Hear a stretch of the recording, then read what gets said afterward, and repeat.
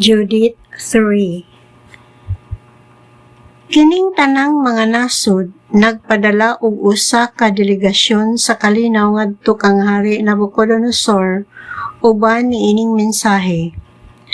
Kami nagpabilin nga maunongon kanimo, gamhanang Hari Nabucodonosor, ug andam kami sa pag-alagad kanimo ug pagsugot sa bisan unsang sugo nga buot mong ihatag kanamo.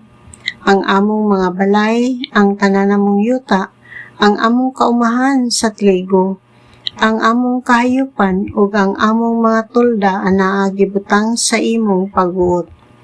Gamita kini sa bisan unsang paagi nga imong gusto. Ang among katawhan imong mga ulipon ug mahimong gamiton nimo ang among mga lungsod sumala sa imong gusto. Human madala sa delegasyon sa kalinaw kining maong mensahe, gidala ni Holofernes ang kasundaluhan ni Nabucodonosor ngadto sa baybayon sa Mediteraneo. Gibutangan niyag mga gwardiya ang tanang mga lungsod nga pinarilan ug nagpili siyag mga tawo gikan sa tagsag-tagsa ka lungsod ingon nga mga tropa nga reserba.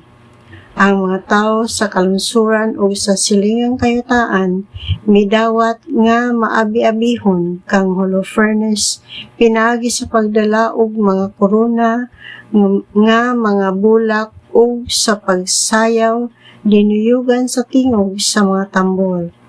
Apan giguba ni Holofernes ang tanan nilang dapit nga alampuanan o gipanghabas ang ilang sagrado nga mga kahoy.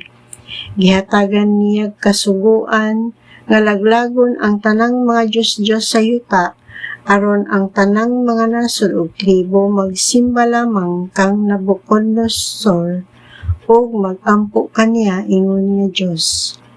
Unya miagi si Holofernes latas sa walog sa Jezreel duol sa Dotan nga nag-atubang sa uluhang bahagi bungtod sa kabukiran sa Juda.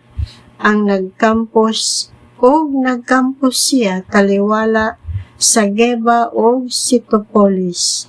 Nagpabilin siya didto og usa ka bulan aron makakuha siya sa mga gikinahanglan sa iyang kasundaluhan.